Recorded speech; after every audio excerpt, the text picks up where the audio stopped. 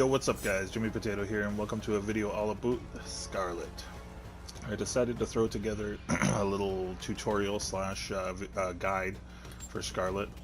I recently picked her up as a main about 2 weeks ago. I was in severe character crisis before that, and I find she really fits the way I want to play the game. I think she does well in most matchups, and I think she's a really strong character and a lot of fun to play. This guide is based off the 1.06 patch. It's right before Shang Tsung comes out, so hopefully there's no major changes, but I think we're probably going to be okay for most of this stuff. Skarlet's primarily a zoning character, but has excellent space control with her normals. Very rangy.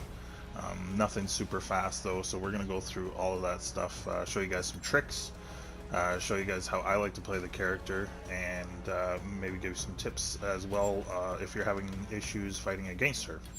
First thing we'll go over is Skarlet's normals. Also, really quickly, Skarlet has two different variations. One I like to call the Super Zoner variation. We'll go over all the specials in a bit, but she basically gets this slower blood ball, quicker blood ball, and then the siphon move, as most people know. The other variation has a teleport, which is super strong, and a parry, but you lose the siphon move, which is okay, and depending on the matchup, we're going to go over options for all of them, so don't worry. So we'll start off just kind of looking at her normals. She doesn't have a ton of strings. We'll pull up the moves list really quick. As you can see, not a lot there, which is alright, because the things that she does have are pretty strong, I feel. Starting out, pretty quick standing one, 7 frames, it's a high obviously. Starts this combo, which I feel is a pretty good combo for interrupting things. If somebody's trying to stagger you and they think that they got you on the ropes and they're just going to try press you, I like to sometimes just throw it out there. Just 1, 2, 4, throw it out there, show them that you sometimes aren't going to respect everything that they're going to do. I don't see a problem with that at all. Skarlet also has a pretty good down one. The range isn't great, but it is 7 frames. You get 8 hit advantage, and on block it's -5, so that's not that bad. You can kind of get into those little poke wars with people. If you're fighting characters like Sonya or characters that have fast high starters, every now and then it's okay to just kind of throw a poke out there if you think they're going to come in and advance at you, to just show them that you're aware of your spacing. Skarlet is heavily built around her spacing tools, so you have the forward 2 as well. This is great range, excellent range. Something you should be doing is going through all your moves and learning your spacing, learning where you are on the screen and when you should be doing these moves. This by itself, this string forward 2, 1 is not that great on block. It's safe, -7, but it's not something I like to throw out a lot. This is more if somebody's coming in on you and you just kind of want to check them, you'd be throwing that out just to show them that you know that they're there. She has standing 2, 13 frames. This goes into her main combo string, Whiff Punisher. The only time you're going to want to be using that string, 2, 1, 2, is if you know you're going to whiff punish them, because this is a crappy string on block, and it also cannot be special cancelled if you do the full 2, 1, 2. If you do 2, 1, you can special cancel. It gives you those 2, it's -5, it's safe, and you can special cancel into your tongue too. Next, really good button that I like is her sweep, back 4. This is where you're going to start to get into some mind games with her other great normal. Well, it's not great, it's super unsafe, but it catches a lot of people, and it can help you freeze people as they're back 2. This move also has a crushing blow if you hit it too hard as well. It's not great damage, but it's there, and people do think about it if they do know about it. So the idea would be you're trying to gain your space, and you're throwing your sweep out, try to catch them slipping, and then they start low blocking you, and you start to look for that. Her really good string, and the one I like the most, is the forward 4, 3. Second hit is a low, first hit to mid is 13 frames, that's not bad. The nice thing about this string is it covers pretty good distance, so you can close gaps if you want. If you're trying to close a round out, trying to close a match out, it's pretty good string. The one great thing about it is just checking. Yeah, -1. I thought it was 0. -1 on block. That's really good. That's safe. One nice thing about this string is, on hit, you can jail it into the next normals I was going to show you, which is a standing 4, and it goes into a 4/4 string. Both hits are high of that, so it's not really something you want to be throwing out willy-nilly. But off of our forward 4/3, we can jail into it and use our tongue. We can go over some of that a little bit after, because there are multiple different things you can do off of that string, and I really like it. The forward 4 by itself is a stagger, -6. Not super great, but if they're sitting there waiting for you to complete the string, you can probably get a poke into a throw or something like that. Really good string, really like it. The next one is a super slow starting string. Her back 1, 19 frame startup, not great at all. It does hit mid. The only reason that this is even a string that I would consider doing anything with is, I'm just going to record something really quick here. The only reason you'd want to use this string is to try catch someone and get the crushing blow off of it. So it will crushing blow off a whiff or a punish. And as you look up to the top right, it gets a bleeding effect, so about 24% life off of that one string if you hit the crushing blow. It's really probably the only time you want to be using that string, just because it's so slow. So those are most of the basic normals that you'll be using. One thing we will cover a little bit later on there are hella gaps in Skarlet's strings that can be flawless blocked, so you have to learn how to keep yourself safe, and a lot of this comes down to conditioning your opponent to respect things that you're going to do to keep your normals safe, because once you play some better players, they will attempt to flawless block these gaps and they will blow you up for it. So most of the time, if I'm not zoning, which is 80% of the time is what I want to be doing with Skarlet, the rest of my game plan is to use these normals to just get them the hell away from me. I am not going to go in and pressure these people unless I happen to have them in the corner, or unless I happen to know that they're frozen and scared of my back 4, which is important to do. The other string that, the last one, and the only time I really actually use it is off of one different setup, and in the corner is her back 3/4. So back 3 does this little low.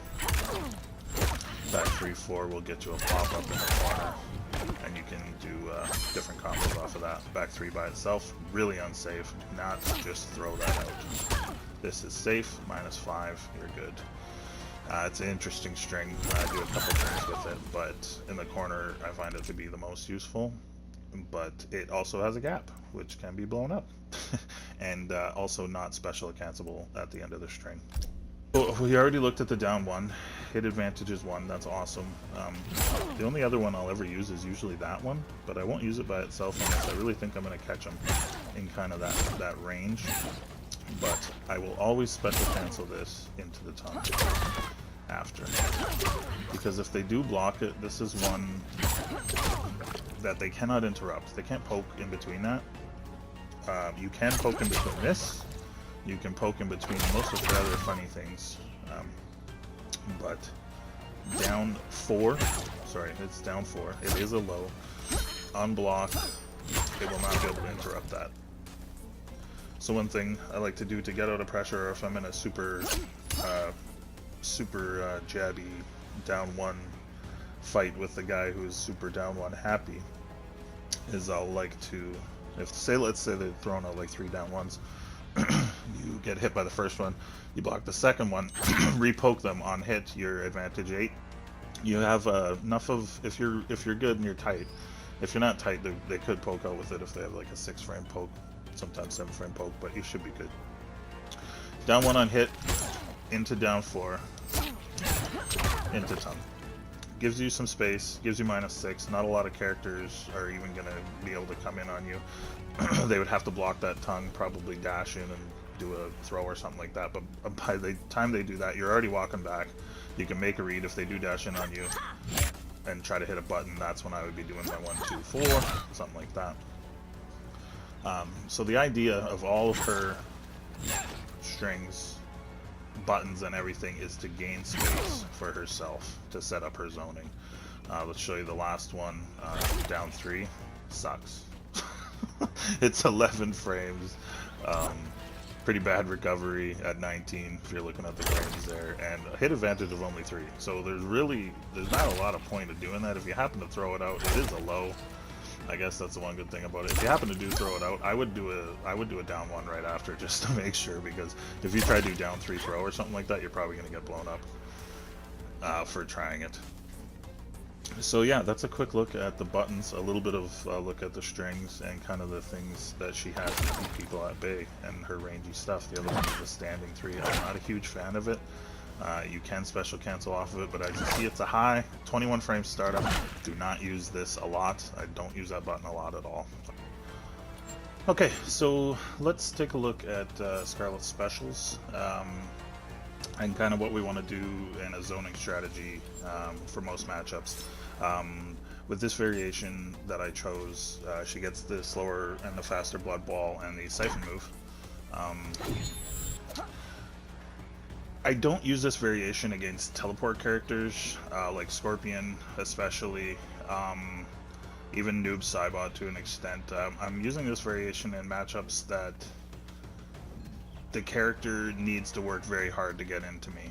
They might be super good when they do get into me, like Jackie, stuff like that, but I find the extra options with the Blood Ball to just be way too valuable to give up, even for a strong move like the teleport, like the parry in those matchups. So let's go through them really quick. So Skarlet has a Bloodshot, back forward 2. Does okay damage. It's a high projectile, really fast. This is a great move for, you'll see later, when people start to jump your stuff, you can check them, and you'll catch a lot of people coming down off of their jump with that. It's pretty good to end pressure with if you can hit confirm and you want to just kind of get them to stagger back like that. I'm at full screen right now, but so there you go, see lots of space on hit. The other great thing about this move is it can meter burn and you get life back, so you see plus 76 off of that. You have to hit the meter burn right when the Bloodshot hits them, so I kind of mash it a couple times when it's getting really close to them to get it to come out. You get plus 76 life back, does same or 70 damage. One thing you do want to be aware of is that the life you do get back from this move will scale in combos. So if we do, let's do 1-2 shots and steal the life back, see we get a little bit less back because the damage of the projectile is lowered, so the life back is lowered as well. So just keep that in mind. If your strategy in the matchup or against your opponent is to be trying to steal as much life back as you can, you want to be trying to hit those raw, get the life back raw, because you're going to get the most bang for your buck. The next one is the Blood Ball. Normal Blood Ball, startup 33. This is a slow startup projectile, but it takes up a lot of space on the screen, travels at a pretty good speed, and hit advantage is really good off it. In this variation you get a slower Blood Ball, and you get a faster one. Each of these burn a bar of meter. If you look on the bottom, I have it on refill, but it will refill at a normal pace. So you have to be really kind of watching your meter and deciding what you want to do, and depending on how your opponent is reacting, you can just keep this stuff out here all day. Throw a slow one, throw a fast one, shoot them. This is also a high, so we're going to show some stuff to do that they're going to have to block it, which is really cool and why I like this character.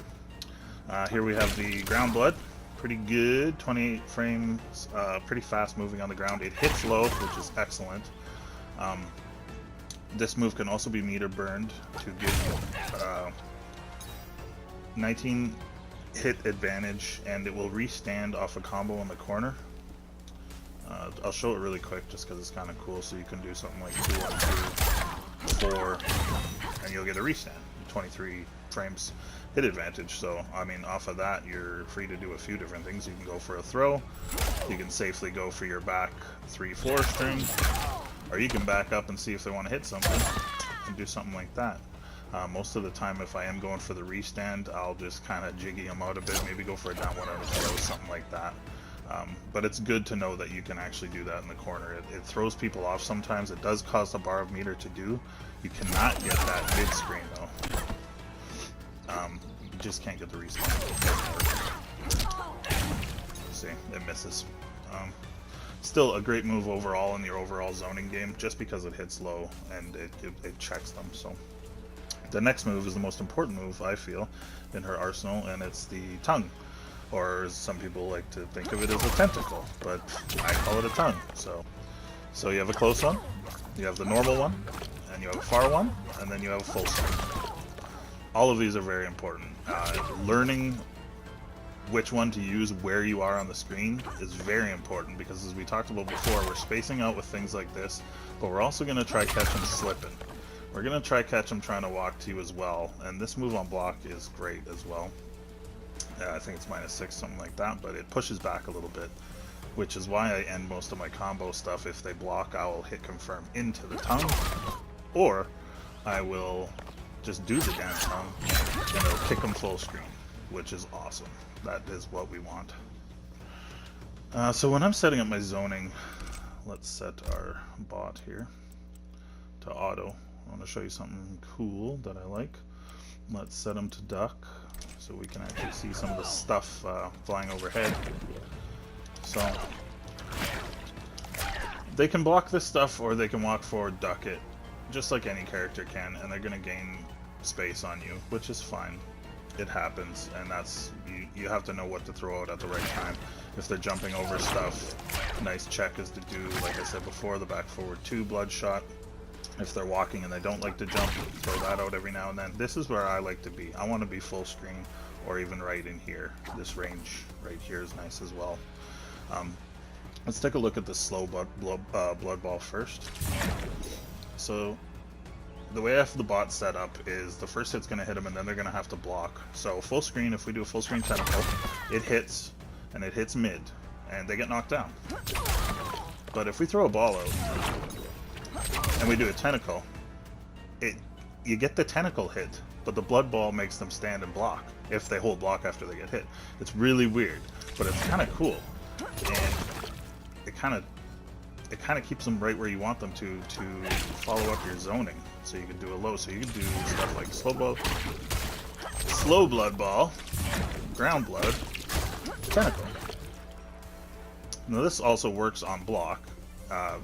You'll get the chip damage. I just like putting them to auto, so the first hit hits, just to show that it kind of holds them there. This also works from this range, if you don't screw it up. You see you got the pushback on the high. It's so weird, because if you just normally did that move, there they go. But here, we're going to keep them standing. We're going to keep them where they are, where we want them, and we're going to keep them honest. So that's what I like to do, get as many blood balls on the screen as I can, while checking them and bringing that up when I can. This is great too. There, right there, I wanted to show you that as well. Tentacle will whiff if you get a hit at full screen. So if you hit low blood ball and try to follow up right away with tentacle, it will whiff. If you wait an extra second, then the animation has them back and you'll actually catch them. It's weird. I don't know why it does that. One thing you can do is if you throw that, you can step forward really quickly to your tentacle, and you'll be able to catch them. The idea is keeping them at bay. We're trying to get hits when we can get them, and just kind of catch them, and just make a whole world of absolute annoyance for them to actually try to get to you and kind of trip away at their life while we're doing it. So you get hit on blood ball, 61 frames hit advantage, like they're stunned for a while, so you're pretty much gonna get your tongue back out. You can follow up with that, and they're still gonna be standing there foolishly having to block that, which is really nice. That's kind of the little traps I like to do with tongue. Tongue is super important. The one thing, the downfall of tongue is that it can be easily jumped. So we will record ourselves doing tongue, a couple ranges, and then we'll show that you can just jump it.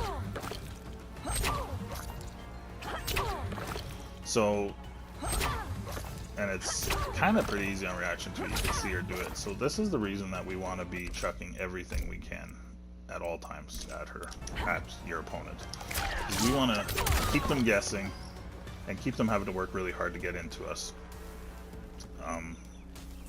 If you do have the teleport variation, this Blood Ball is really good to still do the zoning and the tongue stuff with, and then when they do get in, you're able to spend the meter and kind of, you would use the meter that you would use on this Blood Ball and use it on your teleport and teleport far away instead, which is still really good. I just find it really matchup dependent and depending kind of on my strategy going into the matchup. Well, really quickly, that's the basics of her zoning. You use your walk speed and you use what you have. If they're coming down on you and you're scared of them, like say it's Jackie's crazy super punch, this would be the one you want to be using, just to keep them at check, just because of the quicker startup. This is one that you want to kind of throw out at 3/4 screen or further than this guy to keep going. Really practice knowing where your tongue is going to come out, your tentacle, because it's very important. So one cool thing that we'll show as well here is some of the options off this string with this special. So we're going to assume that we're going to hit here. We're going to do forward 4-3 and we're going to hit them. So you can do forward 4-3 and it links into your down back 3, your low blood, leaves you at plus 20. So a nice thing on the normal one, leaves them at a range for back 2. Leaves them at the exact range. I tested this before, and because of the hit advantage that you get off the down back 3, 20, startup of our back 2 is 22, they have to block this unless they know what you're doing and they can backdash out, but they have to be on point with their backdash. Like, and I mean on point. So I will always, on hit, if I'm kind of messing with them, I go for that, and it catches a lot more than you would think. And because it's at max range, even if they do block it, you're generally pretty safe depending on the character. Another thing you can do with it is EX it, and it holds them right in front of you. Basically the same hit advantage at 21, but they're right in front of you this time. Well, this is where our back 3/4 string comes in. It's our low starter. They're going to be right in range of this. Can't special cancel that string, but looks where it puts us, right back into a wheelhouse where we want to be. 4-4-3, EX it, they're standing right there. They're going to basically have to guess on what you're going to do. Not guess, but you're at a really good advantage here. Now, it's risky at this moment with them this close to go for the back 2 this close, because if they block it, you're getting blown up. The idea here is that you've conditioned your opponent to at least fear it and freeze them, because you can do things like dash up throw, you can do things like dash up down 1, you can just back up if you want as well, see what they're gonna do, chuck your back 4, chuck your back 2. So I just want to touch really quickly on the other move, Siphon. This move gets you 4 hit advantage. It's actually okay as an anti-air if you're kind of really spaced out back. It has a crazy vertical hitbox, it'll grab them out of the air. Super unsafe on block. Not something you just want to throw out on people unless you're making a crazy mad read. It also has a life steal on meter burn, which also will be affected by combo scaling. You'll get less life back depending on the combo. The only times I really like to use this, because I don't like to be up close, I like to use this if I really need a damaging combo, because when you meter burn it, you can actually get over, well, you can get around 30% of a combo, and leaves you at a restand. It's generally the only times I'll throw it out there. Not a horrible move, but not something I use a ton. I know a lot of Skarlet players do, but it's just not really my style. One other thing that you should note is the Blood Ball by itself will only combo, the fast version will actually true combo off of that alone, and it has to be super quick. That's the forward 2 into fast Blood Ball. You see in the top left you get 2 hits, it actually combos on hit. But the normal one will not, and the slow one will obviously not, and the fast one won't do it from range there. The Bloodshot will.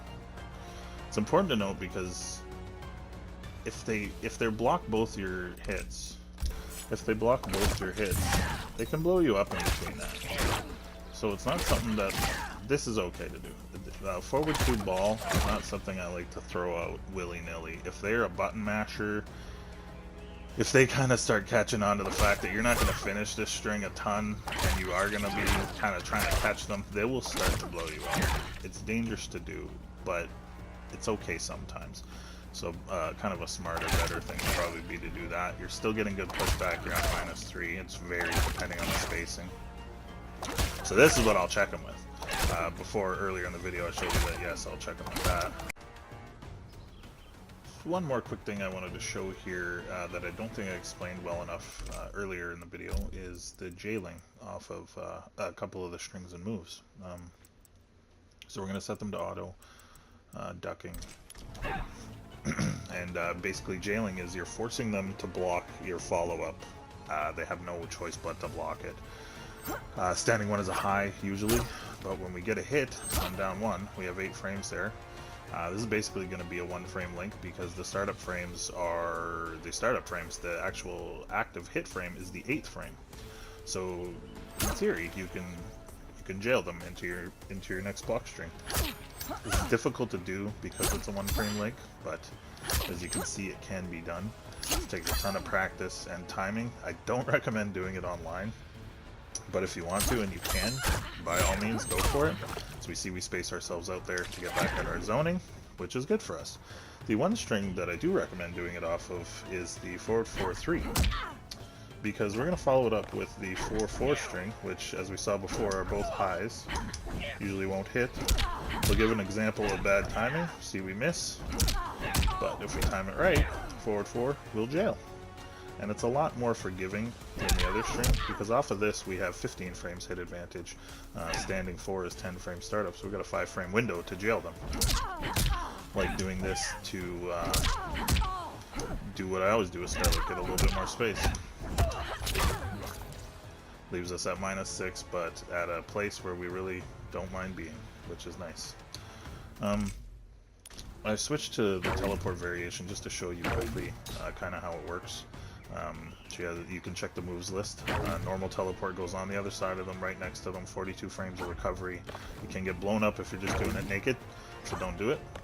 The idea of this is if you're getting walked down into the corner and you want to get your space back, is you would use the faraway one, which takes a bar of defensive meter, but puts you at the perfect spot to just start being an annoying little bugger again, throwing all sorts of crap and making them block it.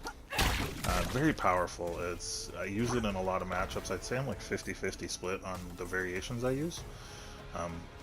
She also has the parry. The cool thing about this parry is you can hold it. It's down back 1. And it kind of looks like she looks like when she's blocking. Here you see I'm blocking, and I'm doing the parry. She makes a little huh sound, but for the most part, lots of times people would be looking for visual cues, and that can trick them into wanting to hit a button. This will parry mids and highs, but will get hit by lows and overheads and jump kicks, so this is something you want to throw out if they're just button happy and trying to hit you with whatever they got. It holds for quite a long time. We'll see just how long. 208 frames. That's pretty awesome. The other thing about this parry is it has a crushing blow, which is kind of cool. So we'll do that, and we'll parry it. Oops.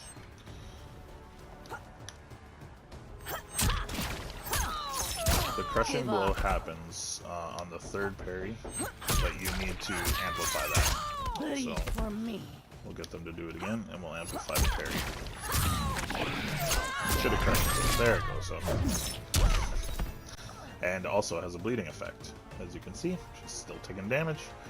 Important to note that if you're going to use the parry variation, you should use it as much as you can to make them fear hitting buttons, because this is going to open you up to do your thing, which is either walk away like I like to do, or start trying to do crazy stuff like that. Doing your stands off that, making them respect that.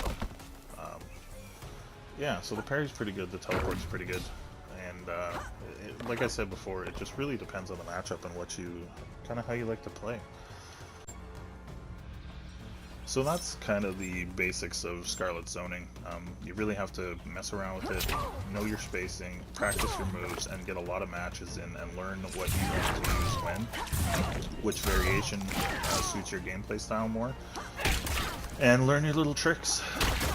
Always, you know, get your little ball out there, make sure you're doing things in a way that's really gonna annoy the crap out of them, especially when they start jumping your stuff. That's kind of what you want too. We're gonna go over her anti-airs here quickly. I've recorded a nice deep jump kick that we're gonna look at options for anti-airing. She has standing 1 jab, not super great, but distance dependent. It can poke people out of the air. Her standing 2 I find to be the most consistent at 13 frames, 4 of them active compared to the 2 active, even though it's 7 frame startup. Hitbox is a little bit smaller. One thing with Skarlet I find is anti-airing on reaction can be a little bit troublesome depending on how your match is going. You can do it, but it's I find I have more success on reads. Like if you ever watch Dink play, he'll be talking to the guy saying jump, jump, because he's waiting for it and he's reading it, and then the guy jumps and it's perfect anti-air. So kind of a little bit easier to do these anti-airs on read. So let's have a look here. Spaced out around here, if they start jumping your blood ball, tentacle, stuff like that, you will get your poke out. If you get it out on time, it will work. There you go. So that one, like I said, it's not super consistent. Definitely on a read. Can be beaten if you don't get it out there in time. I find standing 2 to be a little bit more consistent because of the bigger hitbox. Get a little bit more leeway because of the active frames. As you saw in that last one, I hit a little bit earlier, but I still caught her, and get her a little bit later too as well. And you can be kind of underneath her at some points too. There, I was a little bit late. That would have been a bad reaction one. Ooh, caught the up one, forward two on that. Not a great anti-air I find though, just happened to be that time. And off of this, you can go into combo 1, 2, 4. Give it a ton, back out at full screen where we want them. So very important to get good at your anti-airs, because once they start jumping this stuff and knowing that they can jump the tongue, you are going to want to get good at anti-airs. I find it to be one of the most important aspects, and you're almost getting 20% just off an anti-air too, which is nice. And I think off of this, you can go into your fatal blow as well too. So, and they won't be able to roll out, I don't believe. The other one, you can do this move, but this is like the super read because it's a back forward 3 input, and doing that on reaction while you're still trying to space and jiggy them out a little bit, I find difficult, unless you got the super hands and the young man reactions, which most people do, but I find it tough. If you do the EX version, you get a lot of space, some hit advantage to start your ball. So, I mean, it's okay. I don't like it. It's not my style.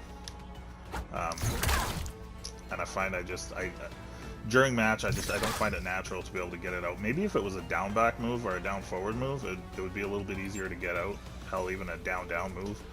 But I find the back forward, I just don't find it very natural to use that as an anti-air. If you do, hey, all the power to you. And the other one is just a straight up uppercut. She's got a really nice hitbox on the uppercut. Catches pretty good. Does weird shit. Try to get one behind a little bit, because it will. So that was pretty late and we still hit. But everybody knows that.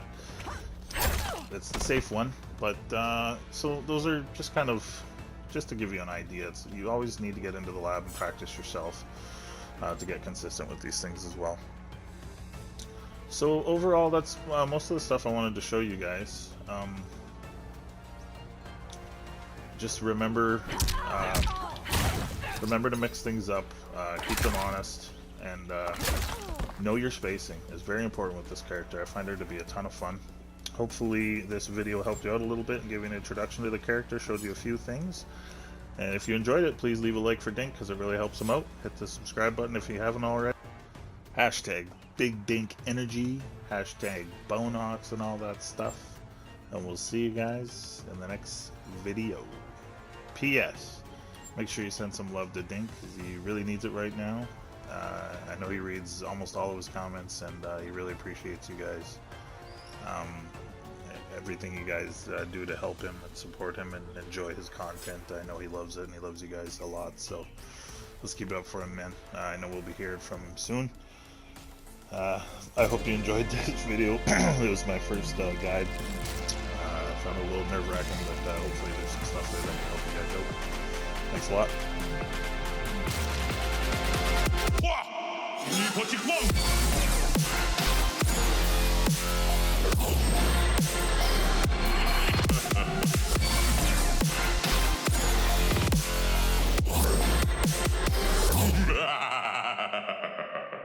Accept your death.